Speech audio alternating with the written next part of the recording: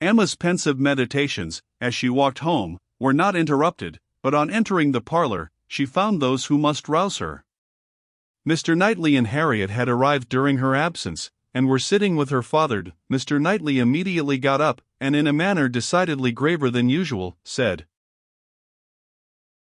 "I would not go away without seeing you, but I have no time to spare, and therefore must now be gone directly.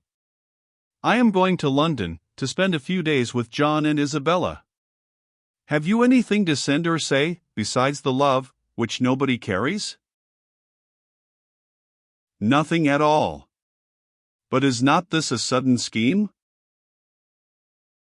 "Yes, rather. I have been thinking of it some little time." Emma was sure he had not forgiven her. He looked unlike himself. Time, however, she thought, would tell him that they ought to be friends again. While he stood, as if meaning to go, but not going, her father began his inquiries.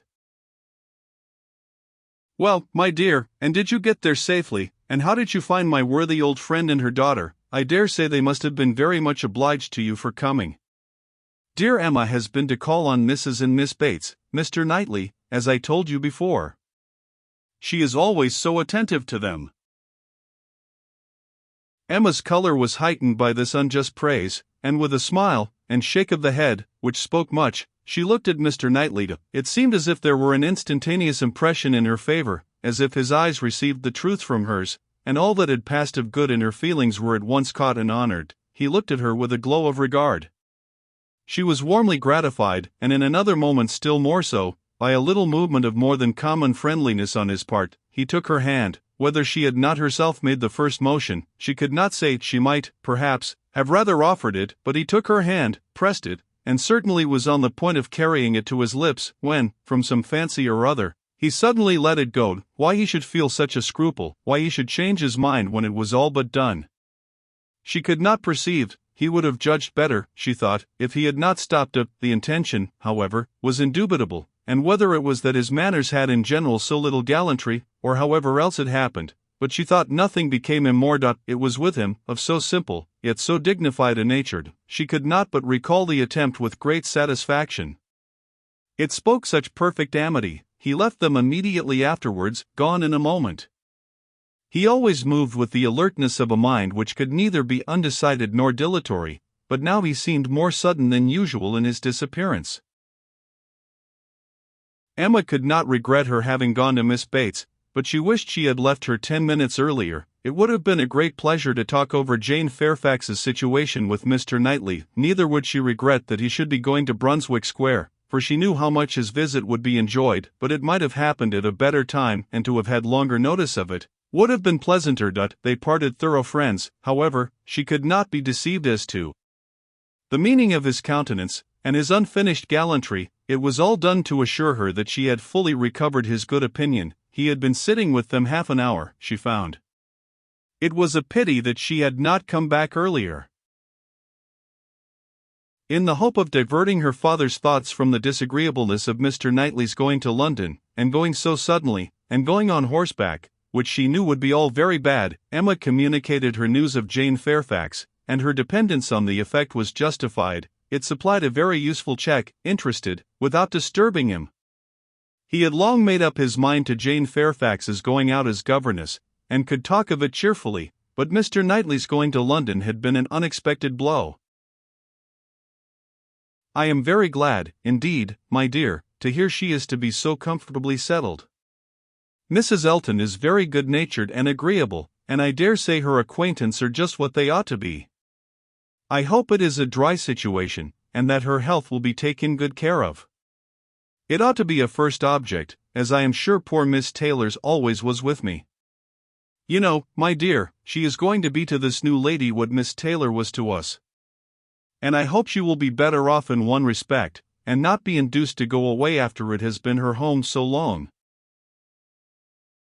The following day brought news from Richmond to throw everything else into the background. An express arrived at Randalls to announce the death of Mrs. Churchill. Though her nephew had had no particular reason to hasten back on her account, she had not lived above 36 hours after his return. A sudden seizure of a different nature from anything foreboded by her general state had carried her off after a short struggle. The great Mrs. Churchill was no more. It was felt as such things must be felt. Everybody had a degree of gravity and sorrow, tenderness towards the departed, solicitude for the surviving friends, and, in a reasonable time, curiosity to know where she would be buried. Goldsmith tells us that when lovely woman stoops to folly, she has nothing to do but to die, and when she stoops to be disagreeable, it is equally to be recommended as a clearer of ill fame. Mrs. Churchill, after being disliked at least 25 years, was now spoken of with compassionate allowances. In one point she was fully justified. She had never been admitted before to be seriously ill. The event acquitted her of all the fancifulness and all the selfishness of imaginary complaints. Poor Mrs. Churchill! No doubt she had been suffering a great deal, more than anybody had ever supposed, and continual pain would try the temper. It was a sad event, a great shock, with all her faults. What would Mr. Churchill do without her? Mr. Churchill's loss would be dreadful indeed. Mr. Churchill would never get over it. Even Mr. Weston shook his head, and looked solemn, and said, "Ah! Poor woman, who would have thought it, and resolved that his mourning should be as handsome as possible," and his wife sat sighing and moralising over her broad hems with a commiseration in good sense, true and steady.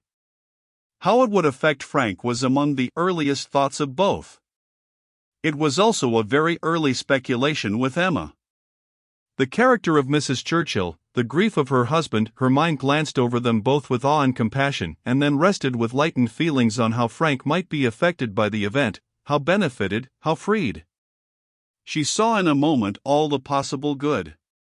Now, an attachment to Harriet Smith would have nothing to encounter. Mr. Churchill, independent of his wife, was feared by nobody, an easy, guidable man, to be persuaded into anything by his nephew. All that remained to be wished was, that the nephew should form the attachment, as, with all her goodwill in the cause, Emma could feel no certainty of its being already formed. Harriet behaved extremely well on the occasion, with great self-command. Whatever she might feel of brighter hope, she betrayed nothing. Emma was gratified to observe such a proof in her of strengthened character, and refrained from any illusion that might endanger its maintenance. They spoke, therefore, of Mrs. Churchill's death with mutual forbearance. Short letters from Frank were received at Randalls, communicating all that was immediately important of their state and plans. Mr. Churchill was better than could be expected, and their first removal, on the departure of the funeral for Yorkshire, was to be to the house of a very old friend in Windsor, to whom Mr. Churchill had been promising a visit the last 10 years. At present, there was nothing to be done for Harriet. Good wishes for the future were all that could yet be possible on Emma's side.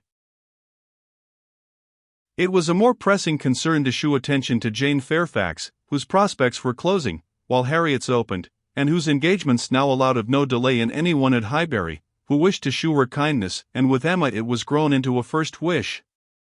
She had scarcely a stronger regret than for her past coldness, and the person, whom she had been so many months neglecting, was now the very one on whom she would have lavished every distinction of regard or sympathy. She wanted to be of use to her, wanted to shew a value for her society, and testify respect and consideration. She resolved to prevail on her to spend a day at Hartfield. A note was written to urge it. The invitation was refused, and by a verbal message. Miss Fairfax was not well enough to write, and when Mr. Perry called at Hartfield, the same morning, it appeared that she was so much indisposed as to have been visited, though against her own consent, by himself, and that she was suffering under severe headaches, and a nervous fever to a degree, which made him doubt the possibility of her going to Mrs. Smallridge's at the time proposed. Her health seemed for the moment completely deranged, appetite quite gone, and though there were no absolutely alarming symptoms, nothing touching the pulmonary complaint, which was the standing apprehension of the family, Mr. Perry was uneasy about her. He thought she had undertaken more than she was equal to, and that she felt it so herself, though she would not own it. Her spirits seemed overcome. Her present home, he could not but observe, was unfavorable to a nervous disorder, confined always to one room. He could have wished it otherwise, and her good aunt, though his very old friend, he must acknowledge to be not the best companion for an invalid of that description. Her care and attention could not be questioned, they were, in fact, only too great. He very much feared that Miss Fairfax derived more evil than good from them. Emma listened with the warmest concern, grieved for her more and more, and looked around eager to discover some way of being useful. To take her, be it only an hour or two, from her aunt, to give her change of air and scene, and quiet rational conversation, even for an hour or two, might do her good, and the following morning she wrote again to say, in the most feeling language she could command, that she would call for her in the carriage at any hour that Jane would name, mentioning that she had Mr. Perry's decided opinion in favor of such exercise for his patient. The answer was only in this short note: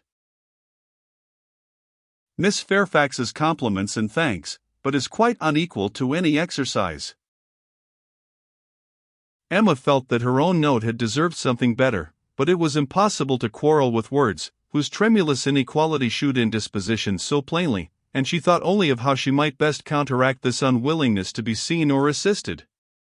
In spite of the answer, therefore, she ordered the carriage, and drove to Mrs. Bates's, in the hope that Jane would be induced to join her, but it would not do. Miss Bates came to the carriage door, all gratitude, and agreeing with her most earnestly in thinking an airing might be of the greatest service, and everything that message could do was tried, but all in vain. Miss Bates was obliged to return without success. Jane was quite unpersuadable. The mere proposal of going out seemed to make her worse. Emma wished she could have seen her, and tried her own powers, but, almost before she could hint the wish, Miss Bates made it appear that she had promised her niece on no account to let Miss Woodhouse in. Indeed, the truth was, that poor dear Jane could not bear to see anybody at all. Mrs. Elton, indeed, could not be denied, and Mrs. Cole had made such a point, and Mrs. Perry had said so much, but, except them, Jane would really see nobody. Emma did not want to be classed with the Mrs. Eltons, the Mrs. Perrys, and the Mrs. Coles, who would force themselves anywhere. Neither could she feel any right of preference herself. She submitted, therefore, and only questioned Miss Bates farther as to her niece's appetite and diet, which she longed to be able to assist. On that subject poor Miss Bates was very unhappy, and very communicative. Jane would hardly eat anything. Mr. Perry recommended nourishing food, but everything they could command, and never had anybody such good neighbors, was distasteful. Emma, on reaching home, called the housekeeper directly to an examination of her stores, and some arrowroot of very superior quality was speedily dispatched to Miss Bates with a most friendly note. In half an hour the arrowroot was returned, with 1,000 thanks from Miss Bates, but dear Jane would not be satisfied without its being sent back. It was a thing she could not take, and, moreover, she insisted on her saying that she was not at all in want of anything. When Emma afterwards heard that Jane Fairfax had been seen wandering about the meadows, at some distance from Highbury, on the afternoon of the very day on which she had, under the plea of being unequal to any exercise, so peremptorily refused to go out with her in the carriage, she could have no doubt, putting everything together, that Jane was resolved to receive no kindness from her. She was sorry, very sorry. Her heart was grieved for a state which seemed but the more pitiable from this sort of irritation of spirits, inconsistency of action, and inequality of powers, and it mortified her that she was given so little credit for proper feeling, or esteemed so little worthy as a friend, but she had the consolation of knowing that her intentions were good, and of being able to say to herself, that could Mr. Knightley have been privy to all her attempts of assisting Jane Fairfax, could he even have seen into her heart, he would not, on this occasion, have found anything to reprove.